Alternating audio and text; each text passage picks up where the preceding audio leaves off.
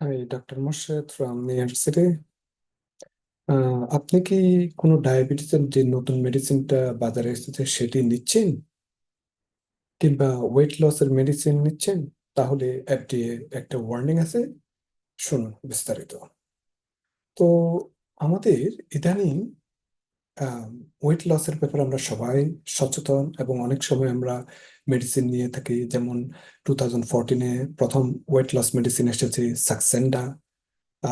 পরে জিএলপি-1 অ্যাগনিস্ট, যেমন ওজেমপিকের এই সিস্টার ড্রাগ ওয়েগোবি বা রিবেলসাস বা এই ধরনের, কিংবা মঞ্জুরোর সিস্টার ড্রাগ যেমন জেবাউন। হ্যাঁ, এই ধরনের মেডিসিন নেওয়া হয়ে থাকে অনেক সময় ওয়েট লসের ব্যাপারে। আবার যাদের ডায়াবেটিস কন্ট্রোল হচ্ছে না, হয়তো ওবেসিটি আছে, তাদের ক্ষেত্রে অনেক সময় আমরা জিএলপি-1 অ্যাগনিস্ট, ওজেমপিক বা রিবেলসাস দিয়ে থাকি, কিংবা মঞ্জুরো দিয়ে থাকি। তো এই মেডিসিনগুলোর মেইন ফাংশনটা হচ্ছে যে যে গ্যাস্ট্রিক এমটিংকে ডিলে করা, মিনস আমাদের যে স্টোমাক থেকে যে স্মল এবং লার্জ ইন্টেস্টিনে খাবার যাবে সেগুলো যাতে ডিলে হয়ে থাকে, যাতে আপনার অ্যাপেটাইটটা সুপ্রেস হয়ে থাকে। তো এফডিএ যে ওয়ার্নিংটা দিয়েছেন যে যারা এই ধরনের মেডিসিন নিয়ে থাকেন তাদের ক্ষেত্রে যদি কোনো কারণে যদি অপারেশন করানোর জন্য যদি অ্যানেস্থেসিয়া লাগে থাকে, তাহলে দেখা গিয়েছে যে যে এই মেডিসিনের জন্য আহ ওদের হয়তো লাং অ্যাসপিরেশন হতে পারে।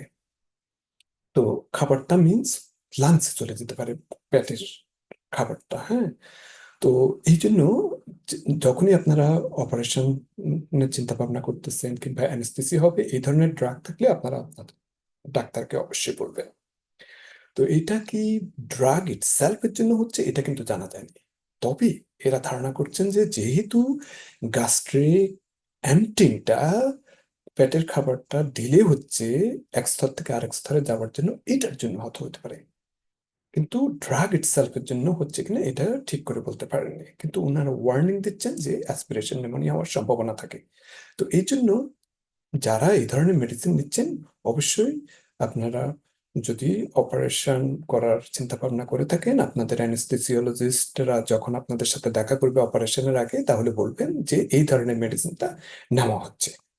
তো এটি হচ্ছে এফডিএ এর আজকের ওয়ার্নিং। ভালো থাকবেন, থ্যাংক ইউ।